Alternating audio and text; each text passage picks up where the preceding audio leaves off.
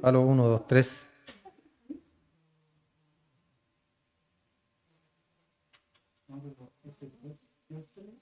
¿Sí? Ya.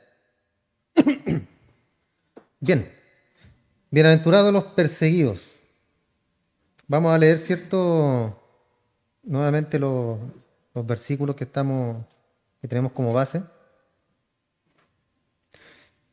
Y dice, viendo la multitud, subió al monte y sentándose vinieron a él sus discípulos y abriendo su boca les enseñaba diciendo, bienaventurados los pobres en espíritu porque de ellos es el reino de los cielos. Bienaventurados los que lloran porque ellos recibirán consolación. Bienaventurados los mansos porque ellos recibirán la tierra por heredad. Bienaventurados los que tienen hambre y sed de justicia porque ellos serán saciados. Bienaventurados los misericordiosos porque ellos alcanzarán misericordia. Bienaventurados los limpios de corazón porque ellos verán a Dios. Bienaventurados los pacificadores porque ellos serán llamados hijos de Dios. Bienaventurados los que padecen persecución por causa de la justicia. Aquí están los perseguidos, ¿cierto? Porque de ellos es el reino de los cielos. ¿Escuchó bien? Si usted es un perseguido, el reino de los cielos es suyo, hermano. Y agrega, bienaventurado soy cuando por mi causa. ¿Por qué?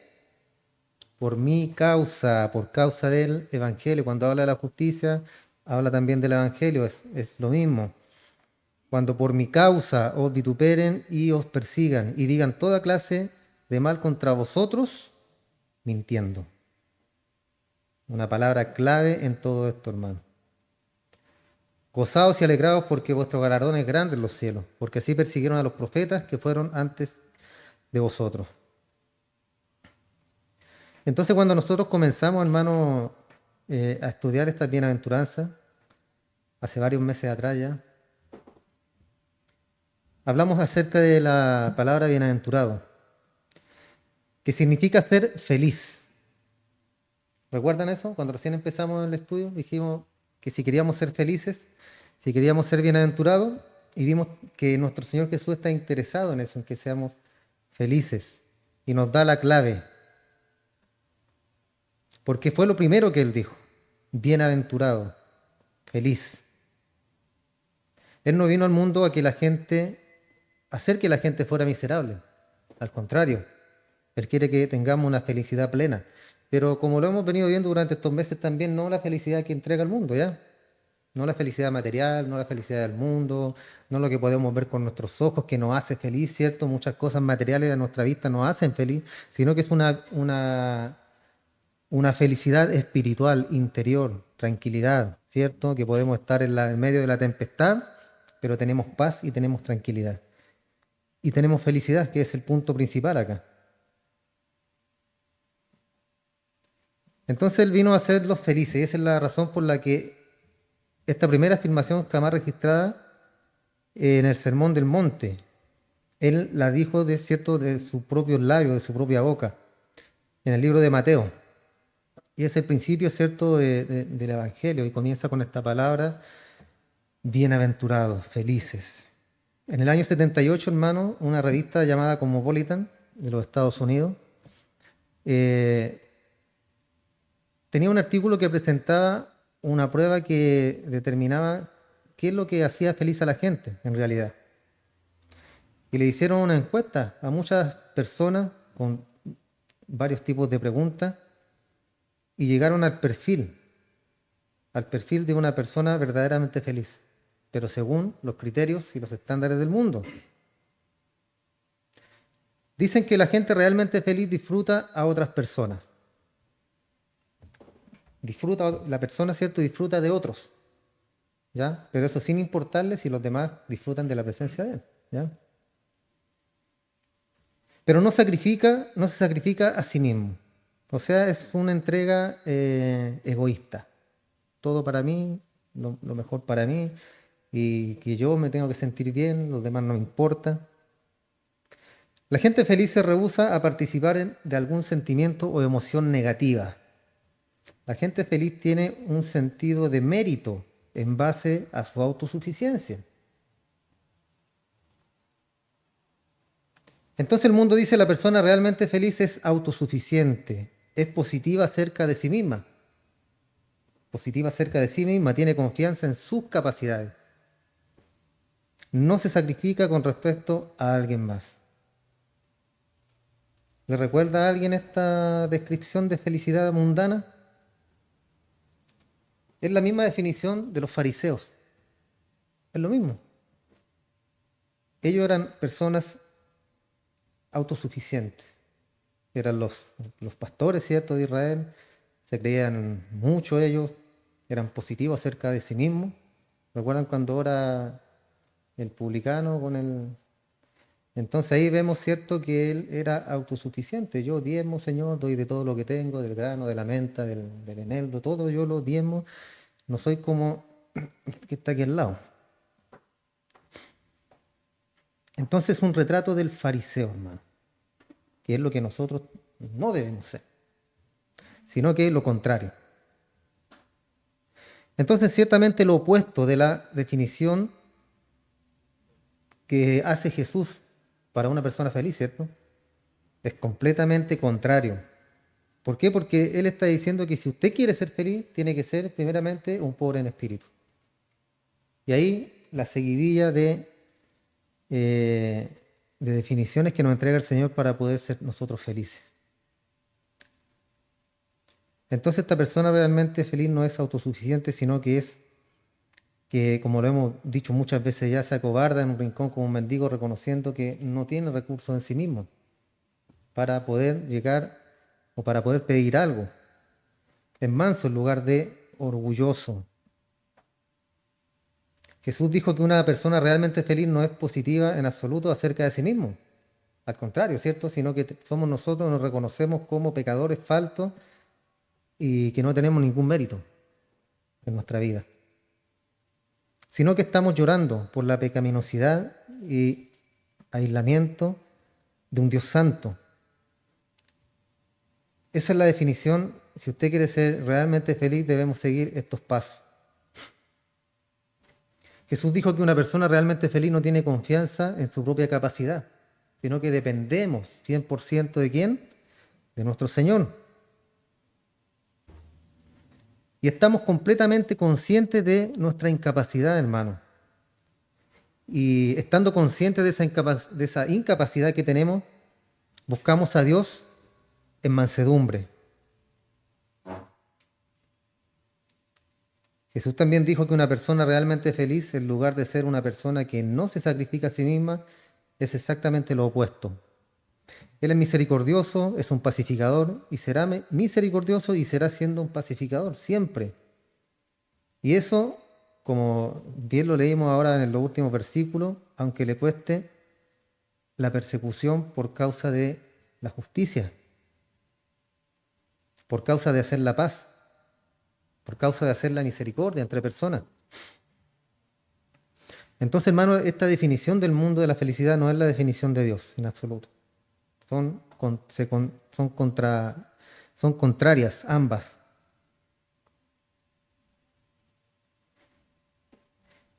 Entonces, nada, hermano, podría presentar un relato claro de la diferencia entre la filosofía del mundo y la verdad divina. Comparar una prueba acerca de la felicidad de nuestros días con los estándares de Dios revelados por el Señor Jesucristo en las bienaventuranzas. No hay comparación.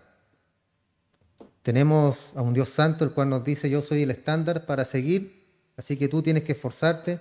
Tenemos que esforzarnos cada día para poder llegar al estándar de Dios, aunque no lo vamos a conseguir nunca, porque llegar a ser como Dios es imposible.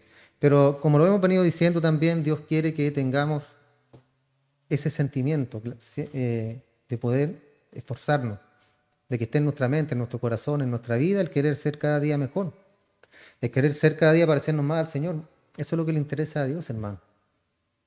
A Él no le interesa la religiosidad, no le interesa lo externo, nada de eso. Él mira, como cuando hablábamos de David también, el Señor no mira lo de afuera, sino que mira lo de dentro, Él mira el corazón. Porque por fuera podemos vernos muy cristianoides, hermanos, muy, cierto, espirituales, podemos levantar las manos en el culto, en el servicio, dar gloria a Dios, lo que usted quiera, pero ¿cómo está nuestra vida interior? ¿Cómo está nuestra vida familiar? ¿Cómo está nuestra relación con nuestros hijos, con nuestra esposa? Porque hay personas incluso que van a la iglesia, hermano, levantan las manos, después llegan a la casa y le dan a la señora.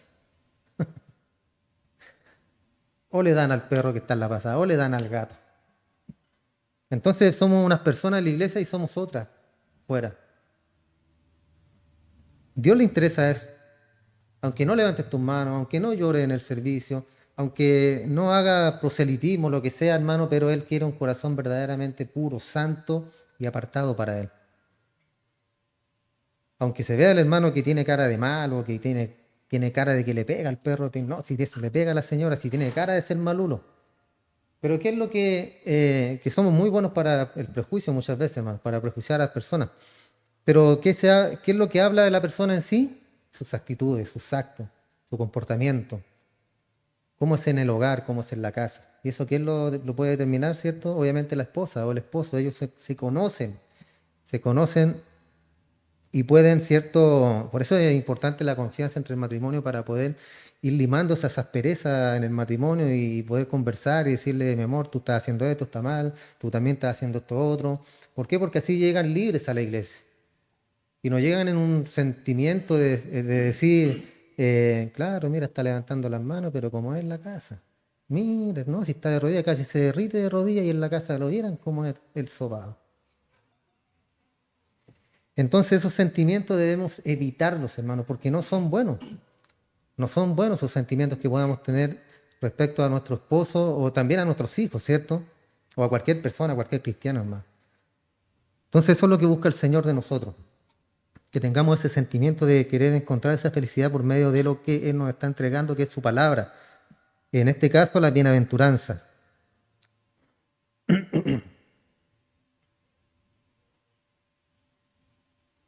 El mundo está buscando felicidad en sus propios términos. Y esta es una búsqueda desenfrenada de felicidad en los términos del mundo. Y cuando choca con el cristianismo, habrá un conflicto de manera inevitable. Cuando choca el mundo, ¿cierto?, con las cosas de Dios, se contraponen. Entonces, algo pasa ahí, algo, ¿cierto? Siempre hay un conflicto contra el mundo y contra la palabra de Dios.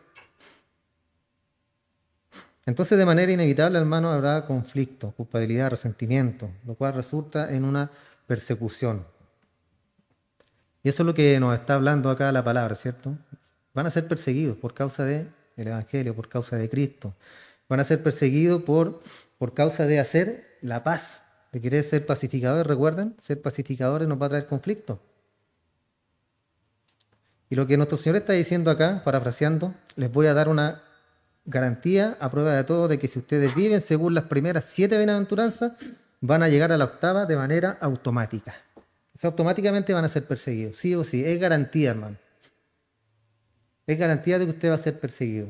Es garantía de que a lo mejor de repente le van a gritar en su cara que es un canuto, que no me interesa tu Dios, no me interesa tu religión, no me hablís del Evangelio, no me hablís de la palabra, no me interesa, eres estúpido, cómo puedes creer en Dios, cómo puedes creer en las religiones. Y un sinfín de cosas, hermano. Incluso hasta insultos.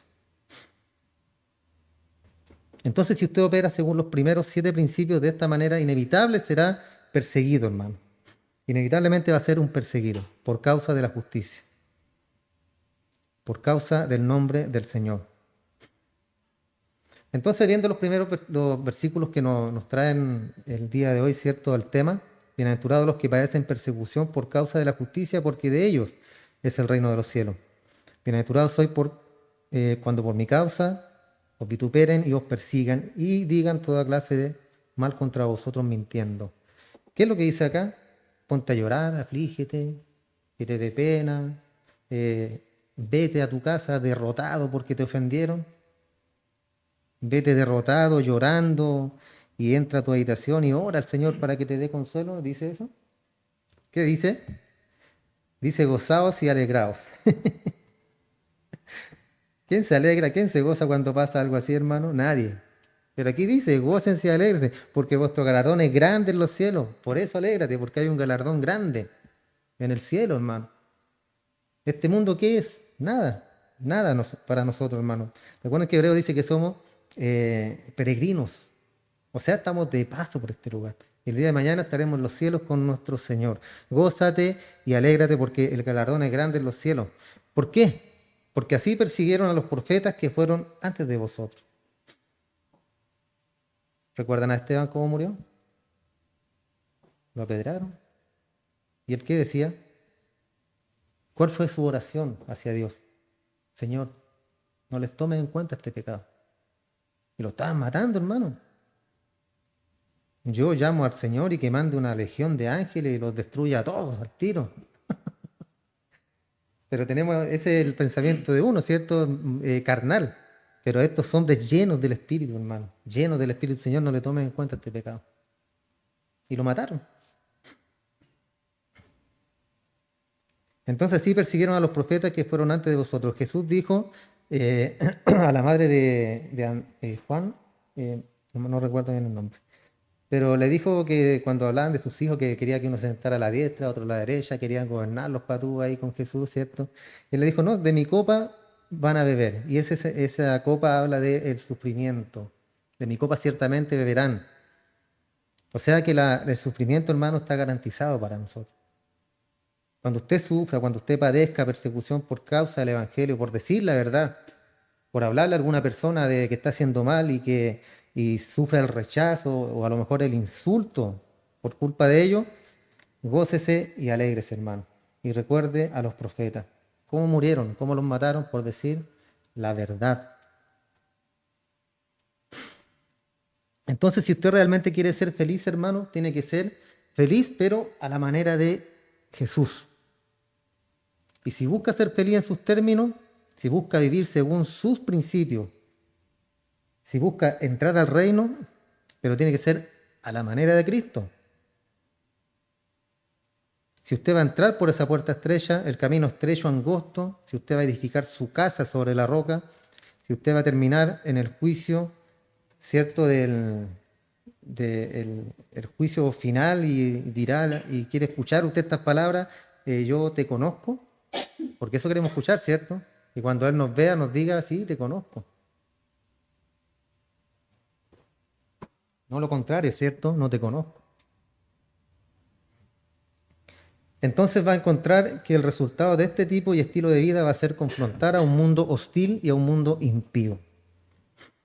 Ese va a ser el resultado de todo esto, hermano. Va a ser una relación negativa. Y siempre ha sido así, hermano. Siempre va a haber una confrontación. En Italia, en el siglo XIV, hermano, un hombre llamado apellido Savonarola entra a la escena de este mundo de una manera muy particular. Este hombre denunciaba los pecados de la gente, la corrupción. Era como un profeta, una especie de profeta. Denunciaba también la corrupción de la Iglesia Católica Romana en esa época. Preparó el camino literalmente para la reforma. Su predicación, dice el biógrafo, fue una voz de trueno y su denuncia del pecado fue tan terrible que la gente que lo escuchaba salía por las calles boquiabiertos, sin poder decir nada. Sus congregaciones con tanta frecuencia estaban en lágrimas, a tal grado que el edificio entero resonaba con los sollozos de estas personas y con el lloro. Y obviamente, cierto, la gente no pudo enfrentar este tipo de predicaciones. ¿Y qué hicieron con él? Adivine. Lo quemaron. Lo clavaron en la estaca y lo quemaron. Eso pasaba antes con los cristianos, hermano. Eso pasaba antes con las personas que predicaban la palabra del Señor. Ahora, cierto, nos echan a los carabineros, que baje la bulla y cosas por el estilo. Entonces no es tan hostil como antes, hermano. Antes los quemaban, los mataban, los torturaban. La santa Inquisición que iba, cierto, persiguiendo a los herejes también, en todo entre comillas, porque ellos eran dueños de la verdad y en el nombre de Dios mataban a la gente. Entonces nunca sería de otra manera, hermano. Y realmente, si los cristianos en nuestra cultura confrontaran más al mundo con lo que creemos que es verdad, y si realmente viviéramos a plenitud las bienaventuranzas en nuestras vidas, descubriríamos que habría hostilidad en el mundo hacia nosotros. Y si es que ya no lo hay, cierto, para muchos cristianos, hermano. Un mundo hostil, un mundo que está en contra de la palabra de Dios, del Evangelio. ¿Por qué? Porque el príncipe de este mundo, ¿quién es? Satanás. Él gobierna. bajo los estándares, ¿cierto? Y bajo el poder de nuestro Dios. No le entrega mayor poder, o sea, le ha entregado un poder, ciertamente, que es lo que podemos ver nosotros ahora, que el mundo está completamente desviado, hermano. Entonces veamos tres puntos de todo esto, que es la persecución, la promesa y la postura. Y la persecución está en los versos 10 y 11. Bienaventurados los que padecen persecución por causa de la justicia, porque de ellos es el reino de los cielos. Entonces la gente que tolera esto es doblemente bendecida, hermano. Y es una afirmación general en el verso 10 y después personaliza en el verso 11. Dice, bienaventurados soy cuando por mi causa los persigan y digan toda clase de mal contra vosotros. Entonces, ¿quiénes son los perseguidos acá? ¿Quiénes son los perseguidos? Los que viven un tipo de vida de bienaventuranza. Si nosotros seguimos la bienaventuranza, llegamos a este punto donde vamos a ser perseguidos. Ya, si estamos tranquilitos y no pasa nada, veamos qué está pasando, hermano, en nuestra vida cristiana. Los que llegan a conocer a Dios, a Dios mediante Jesucristo, esos son los perseguidos, los que son gente del reino, el que vive la vida, pero en términos de Dios, no en nuestros términos, no como dijo Frank Sinatra, como dijo Elvis Presley, como dijo Vicente Fernández, a mi manera. Bien, a su manera. Pero acá la palabra nos dice que no es a nuestra manera, sino que es a la manera de Dios, a la manera de Cristo. ¿Quieres ser feliz? ¿Quieres ser bienaventurado? Sigue mis consejos, sigue mi palabra. Entonces los perseguidos son estos, la gente del reino, los que viven en los términos de Dios. Una cosa que debemos tener clara y entender, hermanos, es que la piedad genera antagonismo. Vamos a generar antagonismo nosotros en este mundo. Y tenemos que esperar esto, hermano. No estoy tratando de decirle esto para que usted salga y se comporte mal en el mundo. Ya tampoco para ser enemigos, sino que para que no nos sorprenda esto. El Evangelio es así, hermano. Vamos a tener sufrimiento, vamos a tener persecución, vamos a ser personas antagónicas en este mundo. Vamos a estar detrás de, ¿cierto? Siempre bajo de. Porque al mundo no le importa, al mundo no le interesa todo esto. En Filipenses capítulo 1, en el versículo 29, dice, porque a vosotros es concedido por causa de Cristo, no solo que creáis en Él, sino también que padezcáis por Él. Que padezcas, que sufras por Él. Entonces esto debe esperarse. ¿Por qué? Porque a vosotros os es concedido, a nosotros nos es dado esto. ¿Qué cosa? Que por causa de nuestro Señor Jesús padezcamos. Entonces esto no es anormal, debemos esperarlo en nuestra vida cristiana, el sufrimiento, la persecución. Primera Tesalonicenses 3:3 dice, ninguno de vosotros debe ser sacudido por estas aflicciones. No deben sorprenderse, no les debe asustar, no deben buscar reevaluar si han hecho el compromiso correcto, porque vosotros mismos sabéis que para esto hemos sido puestos. Esto no les debe sorprender. Fuimos llamados para estas cosas. ¿Para qué? Para el sufrimiento. Segunda de Timoteo capítulo 3, verso 12. Y también todos los que quieren vivir piadosamente, esto habla de vivir en Cristo. Los que quieren vivir piadosamente en Cristo Jesús padecerán persecución. Está por todos lados, hermano. ¿Debe sorprendernos? No, en absoluto, porque Él nos está diciendo y nos está hablando acá que está escrito. Entonces hemos sido llamados a esto y es algo elemental, hermano. Y si fuimos llamados a esto, el mundo impío, enojado, hostil, pecaminoso, confrontado por el cristianismo, debe reaccionar. Hay una reacción, hermano. Hay una reacción cuando nosotros abrimos la boca para predicar la palabra del Señor o para hablar conforme a la Escritura. Porque nuestro consejo, para quien sea, debe ser conforme a la Biblia, no un consejo mío. Entonces el mundo va a reaccionar. ¿Y contra quién? Contra toda persona que vive la vida de la bienaventuranza. Toda persona que entra al reino, toda persona que es hijo de Dios, hijo del reino y que vive de esta manera. Ellos van a ser confrontados y el mundo va a ser confrontado por ellos.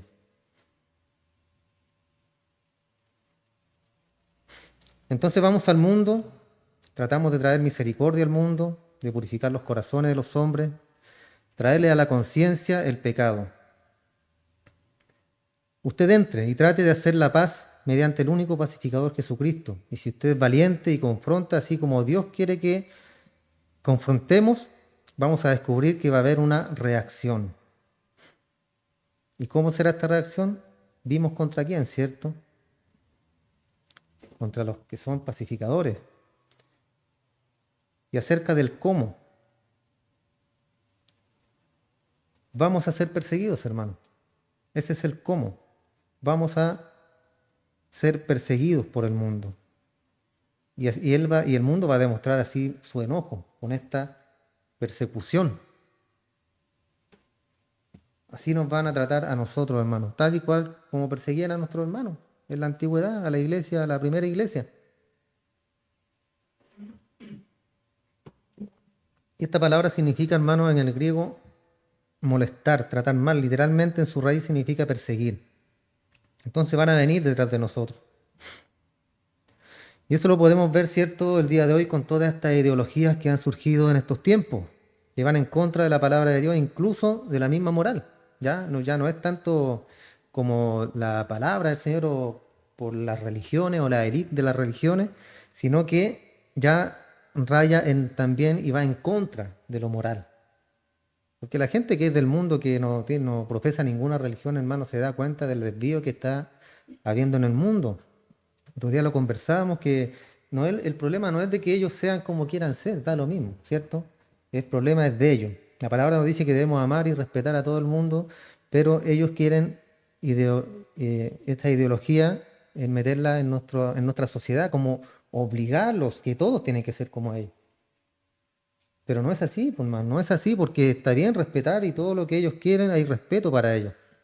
Pero no queremos que desvíen a nuestros niños, que desvíen a nuestros jóvenes, que desvíen nuestra sociedad. Porque nosotros no andamos por ahí diciéndole a todo el mundo que tienen que ser evangélicos, tienen que ser cristianos. Ahí sería un hostigamiento también, ¿cierto? ¿Y quién nos defiende a nosotros de eso? Nadie. Nadie, porque somos nosotros los malos y ellos son los buenos, ellos son los que están padeciendo. Entonces todo esto, hermano, ya está en contra de la palabra y de la moral. A lo bueno llaman malo y a lo malo le llaman bueno. Entonces nos van a perseguir, sin duda. Y dice cómo, en el versículo 11 lo dijimos, vituperen. Eso es abusar de frente y digan toda clase de mal contra vosotros mintiendo. Esa es una calumnia, atacar por la espalda. Eso es lo que van a hacer con nosotros. Van a venir en contra de aquellos que son el pueblo de Dios y los van a atacar por todos lados. Van a hablar de nosotros cuando no estemos tan bien, conocido coloquialmente como el pelambre, ¿cierto? Hay una minera que se llama así. ¿Por qué se llamará así la minera, Juanito de Deseo? ¿No sabes? Minera pelambre. ¿Habrá sido que la colonizaron las mujeres primero y después los hombres llegaron? No, así el pelambre está en todo, y yo diría que los hombres son peores. Sí. Lo siento, género masculino. Entonces van a hablar de nosotros cuando no estemos, van a reaccionar a nosotros cuando estemos ahí también. También lo van a hacer de frente y van a haber confrontaciones abiertas y van a haber calumnias también. Hay una historia acá que rescaté, hermano, que quiero leérsela. Dice, es de una persona cristiana. Ayer tuve la oportunidad de hablarle a una amiga a quien no había visto durante varios años. En un punto de su vida, ella profesó el cristianismo, pero ahora está en el proceso de divorciarse con su marido. Y esto sin causa alguna. Sabía que tenía que confrontarla con lo que Dios tiene que decir acerca del divorcio. Eso significaría poner en juego nuestra relación de amistad y la posibilidad de que ella fuera hostil hacia mí. ¿Se fija? ¿Va siguiendo? Estaba asustada y deseaba que no tuviera que confrontarla, pero teniendo el conocimiento de Dios dentro de mí, sabía que tenía que obedecer a Dios y de manera breve, esto es lo que pasó. ¿No ha pasado alguna vez estas cosas a nosotros? Que sabemos que tenemos que confrontar a la persona y a veces nos hacemos los lesos. No, mejor no me meto porque mi status quo. Status quo aquí tranquilito, nadie me molesta, yo no molesto a nadie. problema de él, problema de ella. Entonces, ¿qué hizo? Le recordé del amor y de la gracia de Dios y cómo Él quería que su familia fuera feliz y viviera junta en armonía según el estándar perfecto de Dios. Compartí con ella lo que Dios pensaba del divorcio y sus guías para el matrimonio y el divorcio. Entre más hablamos, fue más defensiva y se enojó cada vez más. Ella dijo que no creía que la Biblia era la palabra de Dios, sino que era la interpretación de los hombres, de lo que Dios había dicho. Además, ella dijo que cualquier persona tenía el derecho de formar su propia interpretación de lo que es la Escritura. Imagínense, estaba muy desviada esta señora. O sea, cada uno puede interpretar lo que uno quiere de la Biblia. Era agradecer tener la Biblia por sus guías, pero dependía del lector decidir qué se aplicaba a la vida. Le expliqué cómo la interpretación privada solo podía llevar a algo ilógico. Cuando saqué mi Biblia para leerle algunos pasajes específicos, ella no me permitió leerle diciendo que ella no había venido a discutir por la Biblia. En breve no había manera de razonar con ella. Conforme ella se preparó para irse, se llenó de odio, mostrando cierto odio en sus ojos, en su cara, y me acusó de meterla a mi hogar sin preocuparme por ella, y así ella se fue azotando la puerta. Puedo decir que ahora sé lo que es ser odiada acusada, falsamente porque fui fiel a Cristo. Sé que podría estar viviendo con esto por mucho tiempo, conforme ella se divorcia de su marido en su esfuerzo por tener una relación con alguien, a mi familia. Los amo y es con un corazón pensando en que reconozco la magnitud de su rechazo a Cristo. Por doloroso que esto haya sido, le doy gracias a Dios porque primera vez en mi vida que sé lo que es separarse del mundo y ser perseguida por causa de la palabra. Esa es persecución, se fija. Era su amiga, le dolió mucho. Perdió la amistad, pero ¿qué ganó? Ganó, cierto, que esta persona se fuera con ese sentimiento de que la palabra del Señor es la que todo hermano lo sabe, todo lo conoce. Ella decía que no, cierto, que cualquiera le daba una interpretación y sacaba lo que le gustaba y lo aplicaba a su vida. Lo que no me gusta, no. Ahí nomás la Biblia que se quitita. Pero ella decidió ser obediente, decidió confrontar, decidió ser obediente al Señor, hermano. ¿Y cuál fue la consecuencia? Quedarse sin una amistad. Esa fue la consecuencia. Entonces, ¿qué es peor? ¿Ser disparado con una flecha o ser odiado por alguien a quien usted ama? El uno se acaba rápidamente, pero lo otro dura mucho tiempo. Ese sentimiento, ¿cierto? De ese dolor porque usted quiso que esa persona recapacitara por medio de la escritura, pero fue rechazado. Entonces hay un dolor ahí. Entonces nunca será fácil, hermano. Nunca será fácil para la gente que realmente está comprometida con la palabra. Y como ya lo hemos mencionado, si es fácil para usted, una de dos cosas está pasando. Una de dos cosas está pasando acá. Usted no es cristiano o usted es un cristiano, pero no está manifestando el tipo de cosas que el Señor quiere para nosotros. Porque para el cristiano nunca es fácil. Nunca. La vida del cristiano no es una vida color de rosas. Hay persecución, hay enfermedad, hay de todo en la vida del cristiano, hermano. Pero lo que tenemos garantizado son las aflicciones, porque nuestro Señor Jesús mismo, Él lo dijo. En 1 Corintios capítulo 4, verso 9, Pablo presenta uno de los retratos más vívidos en la palabra que podemos encontrar. Él dice en el verso 9, creo que Dios nos ha puesto a los apóstoles como postreros, como puestos para morir, porque somos hechos un espectáculo al mundo y a los ángeles y a los hombres. Un espectáculo, así se refiere Pablo de cómo Dios ha puesto a los apóstoles.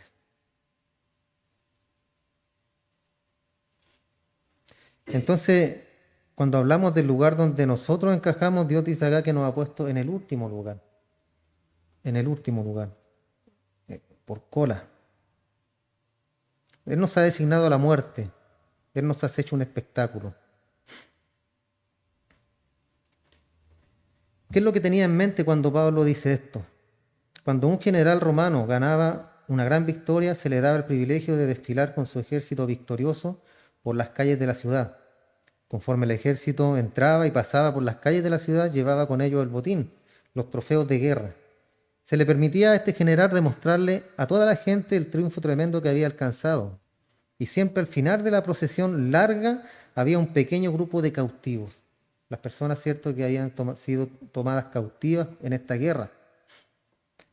Muestras de la gente conquistada y estaban condenados a morir. Para eso los tomaban prisioneros, para matarlos. Ese es lo que tenía Pablo en mente cuando habla de esto. Eran hombres que habían sido capturados y hombres que ahora eran llevados a la arena para pelear contra las bestias y morir de esa manera. Y Pablo dice, creo que Dios nos ha designado a los apóstoles en último lugar, por así decirlo, designado a la muerte. Somos espectáculo para el mundo, para los ángeles y para los hombres. Recuerden que nuestros hermanos, muchos murieron en los coliseos romanos, comidos por leones, en los palacios de Nerón como antorchas humanas para iluminar el palacio en las noches. Así morían nuestros hermanos. Hebreos lo dice que ellos aceptaban con gozo el despojo de sus bienes, de sus propiedades. Entraban a sus casas y les saqueaban todo. Ellos lo aceptaban con gozo. ¿Por qué? Porque ellos sabían dentro de ellos que eran peregrinos. Y dice que tenían una patria celestial. Eso es el pensamiento que ellos tenían.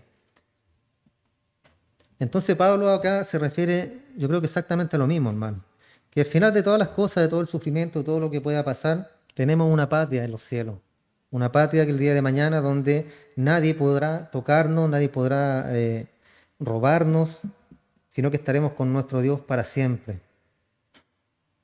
Entonces Pablo toma los términos aquí, de esta escena que acabamos de ver, y ve a los apóstoles, que son como emblema de todos los discípulos verdaderamente que están comprometidos.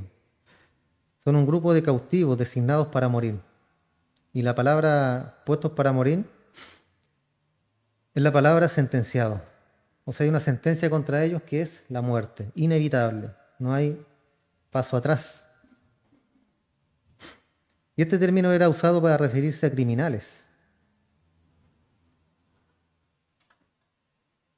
También eran puestos como objeto de burla, conforme marchaban, ¿cierto?, a su ejecución. Entonces, parafraseando acá lo que Pablo está diciendo, oigan, nosotros los apóstoles estamos condenados, somos traídos al final como cautivos, un espectáculo para que todo el mundo nos vea, para que se burlen de nosotros y nos maten como criminales condenados. Y después dice, de cualquier manera lo soportamos. Somos necios por causa de Cristo, pero ustedes son sabios. Somos débiles, pero ustedes son fuertes. Ustedes son honorables, pero nosotros somos menospreciados. Él está siendo aquí, cierto, muy sarcástico con todos ellos. Después dice, inclusive, en este momento tenemos hambre y tenemos sed. Estamos desnudos, somos golpeados, no tenemos un lugar seguro donde vivir y trabajamos cada día. Trabajamos con nuestras propias manos, siendo calumniados, bendecimos y siendo perseguidos, lo soportamos. Ellos soportaban. No se ponían ahí a lloriquear, que por qué yo, Señor, por qué yo estoy pasando esto, Señor, si yo soy tan bueno. Un entendimiento, hermano, increíble de estos hombres. Hombres llenos, pero completamente llenos de la presencia del Señor, que comprendían que todo lo que le podía pasar era y estaba en el plan divino del Señor. Porque ellos sabían que eran hombres tomados por Dios, puestos para un propósito. Ellos sabían, conocían eso. Entonces, ¿qué hacían? Lo soportamos. Pablo, ¿cierto? Siempre lo menciono, en la cárcel, ¿qué hacía? Cantaba, se gozaba, escribía cartas a los hermanos que estaban persiguiendo. Gócense, hermanos, tiren para arriba, pónganle el hombro. Y él estaba preso, muerto de hambre, muerto de frío. Pero él le daba ánimo a sus hermanos, a pesar de todas las cosas. Entonces los soportamos. A los que nos calumnian los bendecimos, decía Pablo. Siendo perseguidos los soportamos todos. Entonces sabemos a qué hemos sido llamados, hermanos. No somos llamados a montarnos sobre el caballo blanco en la ciudad. No estamos llamados a ser las celebridades. No somos llamados a ser las superestrellas. No somos llamados a ser la celebridad santificada. Somos llamados a ser designados a la muerte y al sufrimiento. A eso somos llamados, hermano. No fuimos llamados para grandes cargos, no fuimos llamados para ser grandes hombres y grandes mujeres, aunque lo hay dentro del pueblo de Dios. Hay grandes hombres, hay grandes mujeres, hay personas multimillonarias que son hijos de Dios y que están en las iglesias. ¿Ya?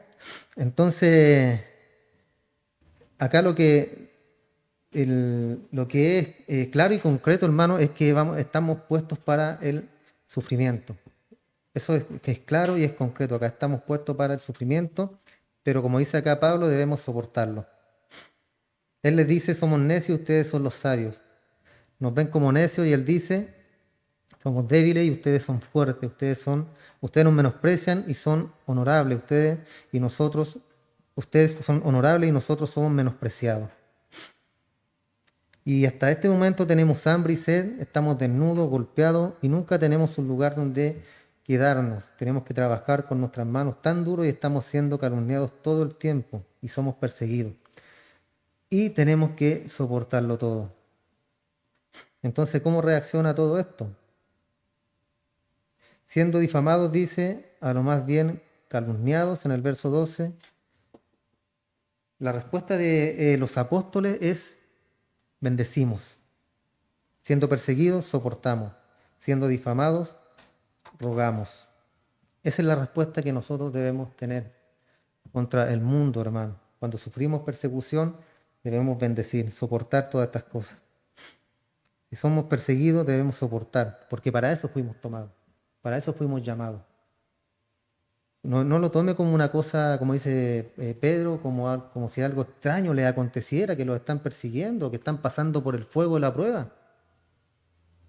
No diga, pero si yo soy cristiano, ¿por qué estoy padeciendo persecución? ¿Por qué yo estoy siendo pasado por el fuego? Recuerden que Él no dijo que no íbamos que no íbamos a sufrir, que no íbamos a ser perseguidos. Vemos a Daniel que él pudo haberlo librado, ¿cierto?, de las llamas, junto a sus hermanos, pero no, lo metió en las llamas. ¿Pero qué prometió el Señor? Cuidarlo, protegerlo. Y él dijo, bueno, si Dios quiere que yo me achicharre hoy día, me meto al horno. Él sabe, Él conoce todas las cosas.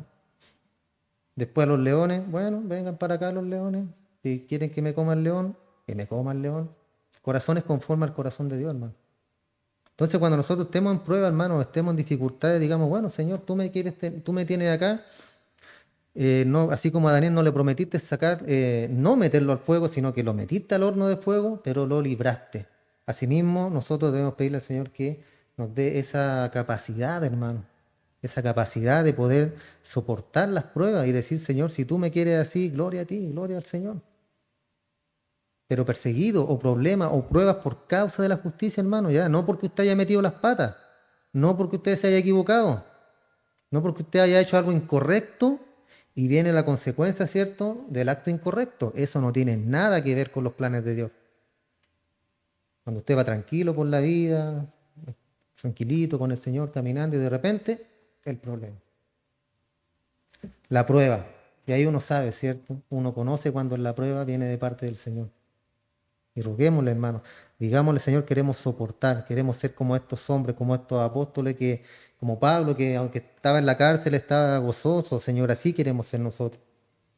Queremos ser cristianos de 18, 24 quilates, no cristianos de cartón, no cristianos de cobre, sino lo contrario.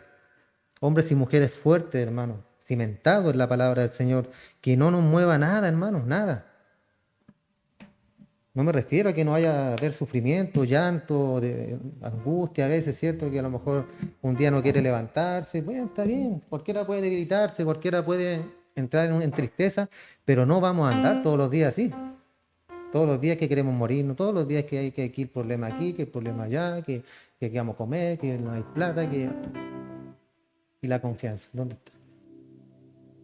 ¿Dónde está esa confianza, hermano, de que el Señor nos prometió? ¿Dónde dejamos las promesas de nuestro Dios? Ahí están en la Biblia. Pero la palabra dice que todas esas promesas son ¿para quién? Para sus hijos. Usted es un hijo de Dios, tome esas promesas ahí. Se toman por medio de la fe, hermano, por fe. Y esa fe es la certeza y la convicción de lo que no se ve. Entonces creemos en nuestro Señor, nos aferramos a Él para poder ver ese resultado. ¿Verdad? Damos gracias a nuestro Dios. Le damos gracias, Padre, por tu palabra, por tu mensaje.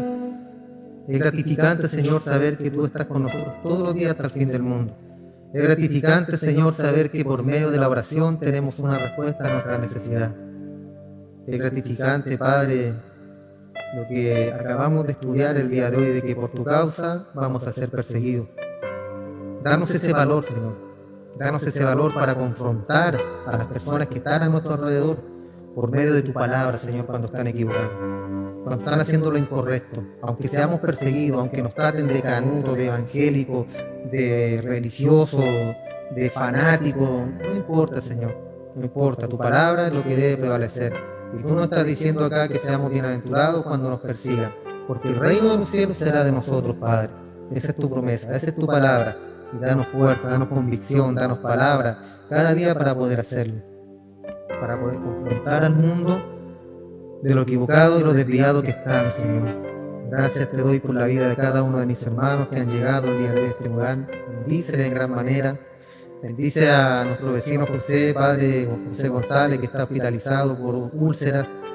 Ayúdalo, Padre, poderoso eres tú para sanar, mi Señor. Rogamos por la vida de aquel hombre, para que tú hagas la voluntad en él, Padre Dios. Tu esposa pidió oración, pensando, ¿cierto? Y sabiendo, conociendo que tú eres un Dios poderoso, Padre, un Dios de lo imposible. Agradecemos todo, Padre, todo lo que cada día hace por nosotros, y bendícenos cada día más. Aumenta nuestra fe, nuestra convicción, y aumenta, Señor, esas ganas cada día de estar en tu presencia y de conocerte cada día más, mi Señor, por medio de tu palabra.